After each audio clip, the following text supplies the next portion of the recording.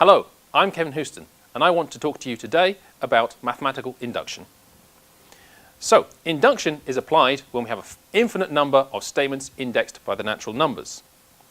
So, for example, take the statement 6 to the power n minus 1 is divisible by 5 for all n in the natural numbers. So if we took n is 1,000, then 6 to the power 1,000 minus 1 is divisible by 5. Now this might appear a bit surprising. Now it's not sufficient to prove this for a sample of natural numbers, whether that sample involves hundreds, millions or even billions of numbers. We have to prove it for all n. Also, taking a very high number such as 1,000 won't do it. Okay? So induction is like domino topping. This is where the dominoes are stood on their ends in such a way that when you push the first one over, it knocks a second domino over, that in turn knocks down the third, and so on. Provided all the dominoes are arranged so that each knocks down the next one, then all of them will fall. The process of induction is similar. We prove that if the kth statement is true, then the k plus 1th statement is true. i.e. the truth of one statement implies the truth of the next. This is analogous to one domino knocking down the next one. So the first statement is true, push the first domino, then all the statements are true. All the dominoes get knocked down. Here we have a number of dominoes all lined up so that if one of them were to fall over, it would knock the next one down, and they're all like that. If I was to take some domino at random, like this one for instance, if this falls over, it will knock the next one down. And they're all set up like that so that if I push the first one, then they will all go down, like so.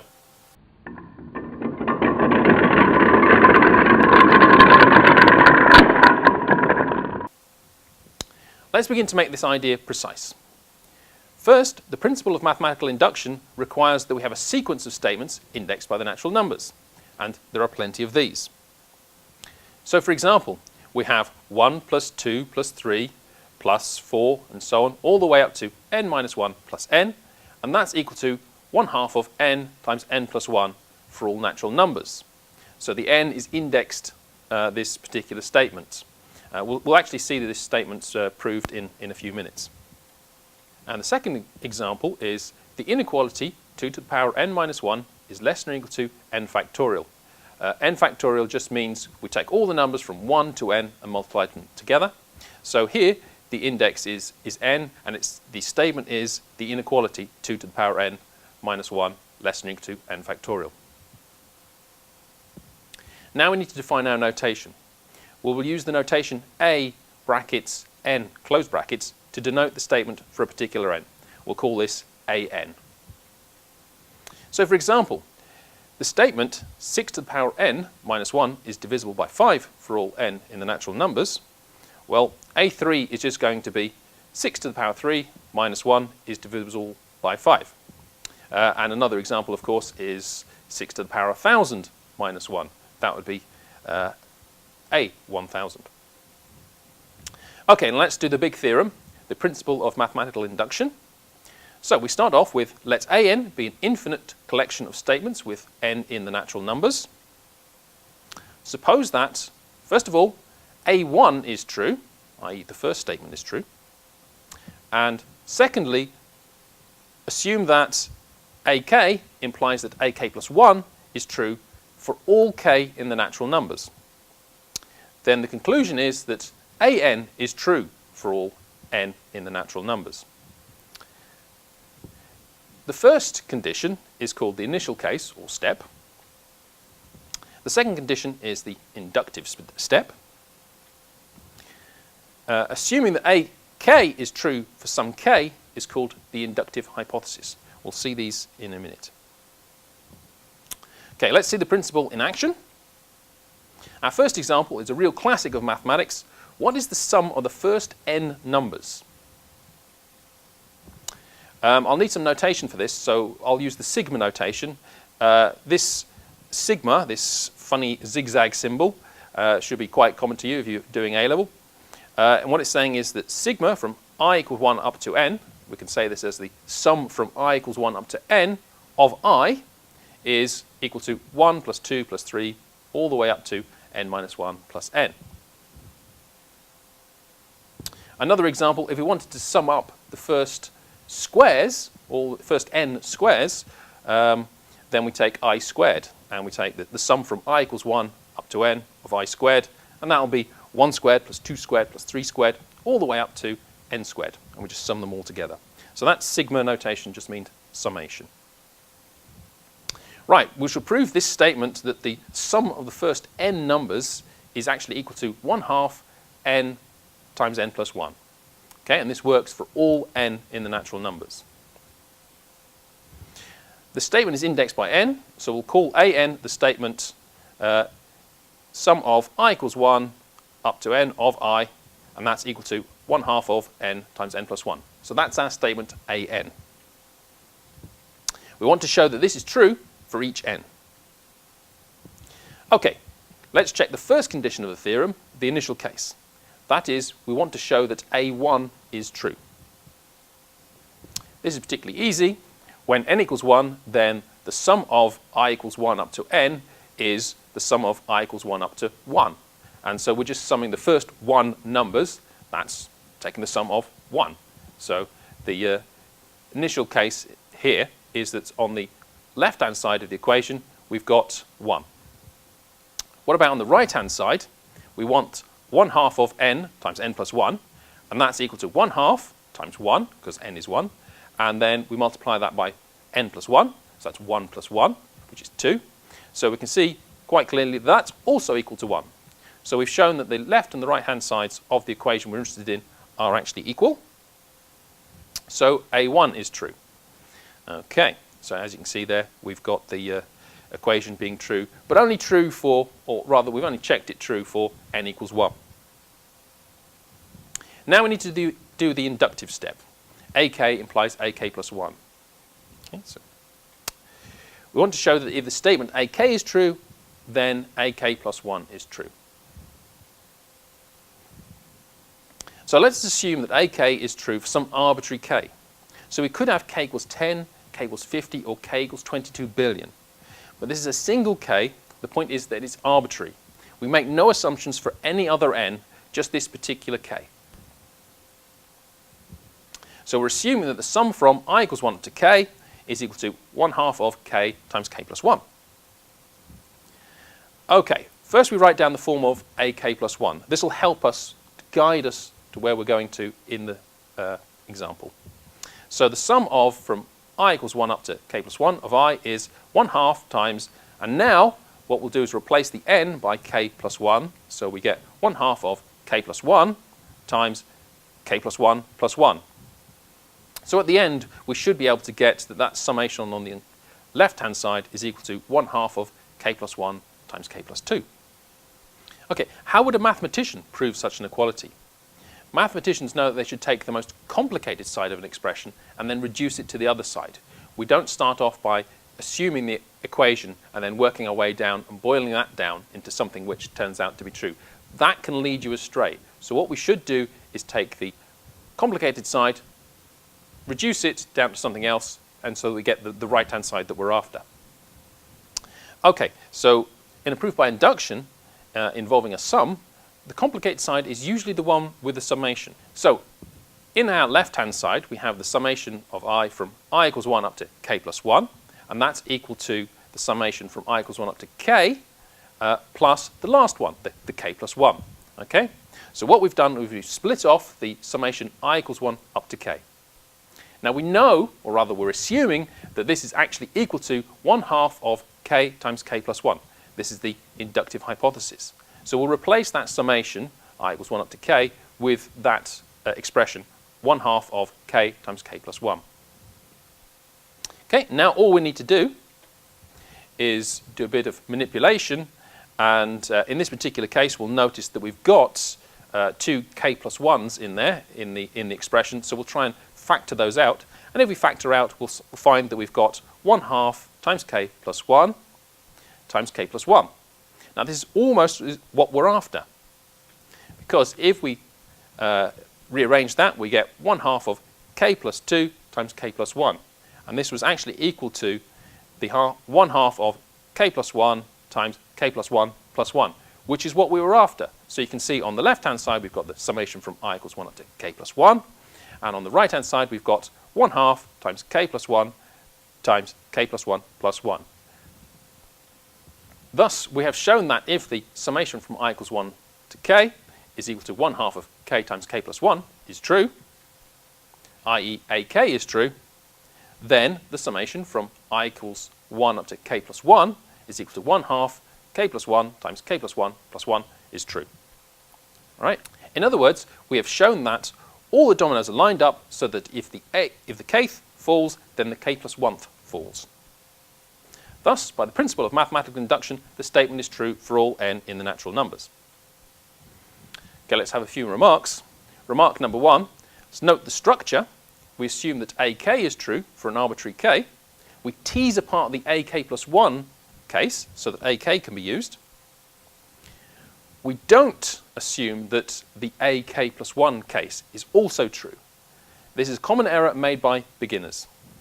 We show that it is true when ak is true. Remark number 2, another problem for novice mathematicians is that induction seems to violate the principle that we should not assume what we are trying to prove. It should be noted that the statement we wish to prove is about something holding for all n. In our assumption, in condition 2, we assume that the statement holds for one particular n, which we call k. Okay, that one particular n is arbitrary, is absolutely any n you like, but it's still just one by itself, no other assumptions made. It is vital to grasp this subtlety if induction is to be applied confidently. Okay, let's define factorial. The number called n factorial and denoted n exclamation mark is n factorial equals n times n minus 1 times n minus 2 all the way down to 3 times 2 times 1. That is, we multiply all the numbers from 1 to n together. So for example, 3 factorial is 3 times 2 times 1, which is 6. 5 factorial is 5 times 4 times 3 times 2. I've not put in the 1 there because something times 1 doesn't make any difference, so I'm just having 5 times 4 times 3 times 2, and that's equal to 120. Now let's do another example of induction, and it's an induction example using factorial. We've seen it already. We show that 2 to the power n minus 1 is less than or equal to n factorial for all n in the natural numbers. Okay, the initial step, for n equals 1, we have 2 to the power n minus 1 equals 2 to the power 0, which is equal to 1. And n factorial is just 1 factorial, which is equal to 1. Notice that what I'm doing is I'm doing the left and right-hand sides of the equation I'm interested in. I'm doing them separately so that it's entirely clear that I have actually shown that they are equal. So we've shown that the inequality is true for n equals 1. Okay, let's do the inductive step. Assume that the statement is true for some k in n. That is, 2 to the power k minus 1 is less than or equal to k factorial. Then, for n equals k plus 1, we want to look at 2 to the power k plus 1 minus 1. In other words, we replace n in the supposed inequality by k plus 1. So, 2 to the power k plus 1 minus 1, that's equal to 2k. Notice again that I'm taking the left-hand side, or rather a complicated side, and trying to compare it to the other side. So we get 2k, and that's equal to 2 times 2 to the power k minus 1. So now I've got it in terms of something which I've assumed already. I've assumed that 2 to the power k minus 1 is less than or equal to k factorial. That's my assumption, my inductive hypothesis. And now I've got my expression, something to do with the expression when we've got n equals k plus 1. I've managed to get out of that, I managed to tease out something involving 2 to the power k minus 1, something which I've assumed something about. So by the inductive hypothesis, that's less than or equal to 2 times k factorial. Okay, then that is less than or equal to k plus 1 times k factorial, because 2 is going to be greater than or equal to k plus 1.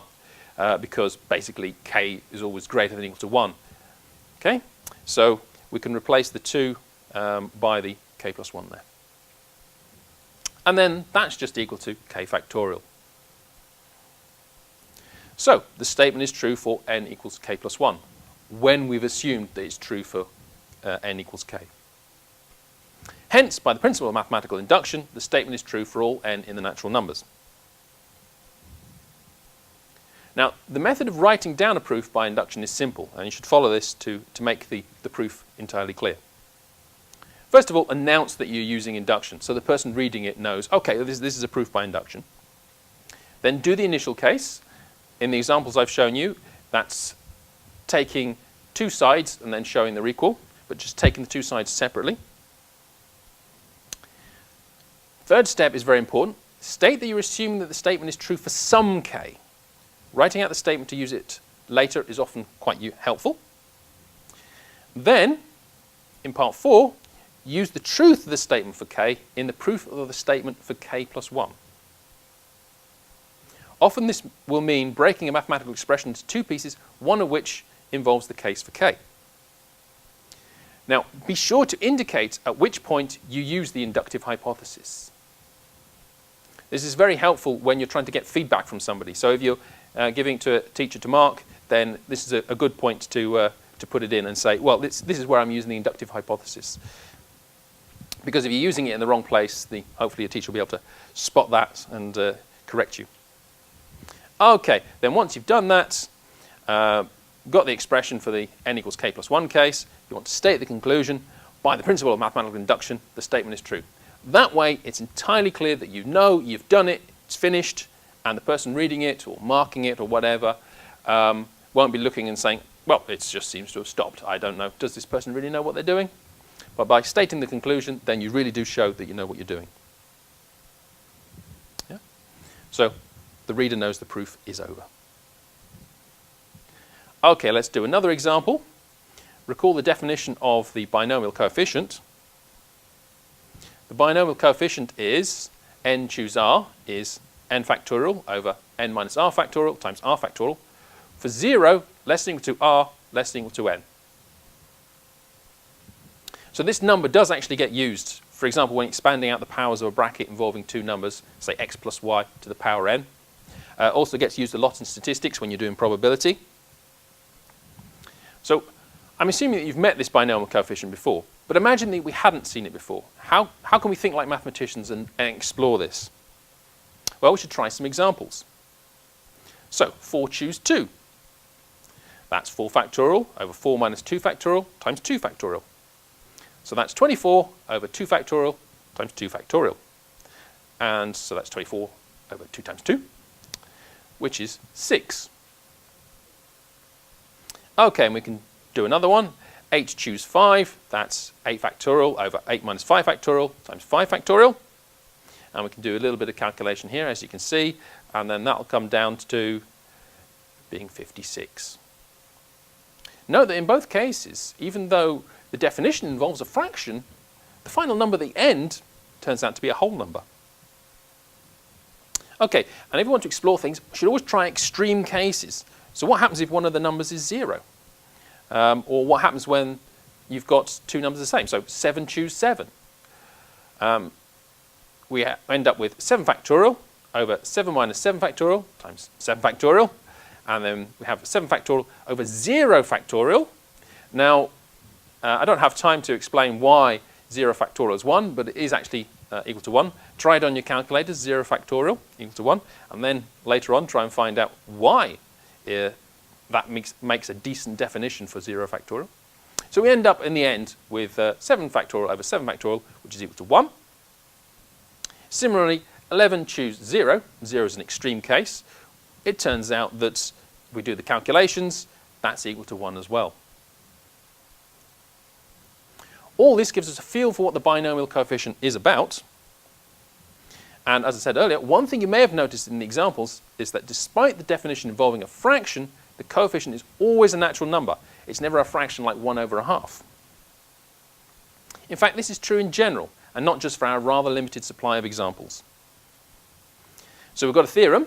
The binomial coefficient n choose r is a natural number for all n in the natural numbers, and all r such that 0 is less than equal to r is less than equal to n. So this is quite a complicated expression, but I think this is probably the most complicated that you're going to see, so it's a good one to do. You can always pause the video at some point if there's something you're not sure about. So we're going to prove this using induction. There are other ways, but this is a rather nice way because it's a lot simpler. So let's do the initial case. Suppose that n equals 1, and of course r has between 0 and n, because if we go back to the theorem, you'll notice in there it does actually say that the binomial coefficient n choose r is a natural number for all n in n, the natural numbers, and all r such that r is between 0 and n. So if you take, you can't really have r outside those bounds of 0 and n. It doesn't really make sense, so we have to include that anyway. So what could happen? Well, r could be 0 or it could be 1. So there's two things we need to check in this particular case. Yes? n choose r is either 1 over 0 or 1 choose 1. Okay, we need to check both of these. That's simple enough. 1 choose 0, we end up with 1. And 1 choose 1, we end up with 1. So this statement that the binomial coefficient is always a natural number, that's okay in this particular case. So the initial case holds. Now let's do the inductive step. Now assume that the statement is true for a particular k. So we have our inductive hypothesis. The binomial coefficient k choose r is a natural number for all r such that r is between 0 and k. We now consider what happens for the case n equals k plus 1. The statement ak plus 1 is the binomial coefficient k plus 1 choose r is a natural number for all r such that r is between 0 and k plus 1. Therefore, we need to look at k plus 1 choose r. Well, it's true that k plus 1 choose r is equal to k choose r minus 1 plus k choose r. And this is for all k in the natural numbers, and r is between 1 and k. If you don't know this, if you've never met it before, then try proving it. It just follows from the definitions. It's just a small calculation to do. You can also see this if you use Pascal's triangle. This identity is called Pascal's identity, and if you look at how you calculate Pascal's triangle, you'll see that these numbers that we've already mentioned, k plus 1 choose r, being equal to k choose r minus 1 plus k choose r, you'll see that that's what actually builds Pascal's triangle. But anyway, let's just assume that this is true, or rather, let's accept that this is true. Notice, however, that r is between 1 and k. All right? It's not between 0 and k plus 1. R is between 1 and k. We can use this identity, k plus 1 choose r equals k choose r minus 1 plus k choose r, where r is between 1 and k. We can use this identity because by the inductive hypothesis, k choose r minus 1 and k choose r are both natural numbers. Now, if we take the sum of two natural numbers, that's a natural number. So therefore, using the identity, we have k plus 1 choose r is a natural number. It's a whole number, right? Now, we can't yet conclude that our original statement is true for all k. Why not? Well, if we look closely at the identity we've been using, r is between 1 and k, not between 0 and k plus 1, as we would like for the statement ak. So, our argument misses out all the cases where r equals 0 and r equals k plus 1. So this is a little bit of a problem. This is not a great problem, though. We can quickly check that k plus 1 choose 0 is equal to 1, just by a minor calculation. And 1 is a natural number, so that's okay. You can check the statement for r equals k plus 1 yourself. It's a nice, simple exercise, just like we've just seen there. So now we have actually shown that ak implies that ak plus 1 is true for all k. Therefore, by the principle of mathematical induction, n choose r is a natural number for all n in the natural numbers, and 0 less than equal to r less than equal to m. Note that in proving ak plus 1, when r equals 0 or k plus 1, we don't actually use the inductive hypothesis. We just found it holds by a straightforward calculation. That sometimes happens in induction. Okay, some conclusions. The principle of mathematical induction is useful for proving statements indexed by the natural numbers. Think of applying induction when you see statements indexed by the natural numbers. It's used extensively in mathematics. the idea is first prove that A1 is true, then show that AK implies AK plus 1 is true for some arbitrary but fixed K in N. I think this really is the key, the idea that you're assuming that AK is true for some particular number. Okay? I think this is a big mistake that a lot of people make. They think, okay, I'm assuming it for all numbers. But no, you're actually just assuming it for one particular K. And then showing that when that's true, that the AK plus 1 case is true as well. Okay, then use the format for writing proofs that you've seen. And remember, it's some K, not all K. Okay, thank you very much for watching.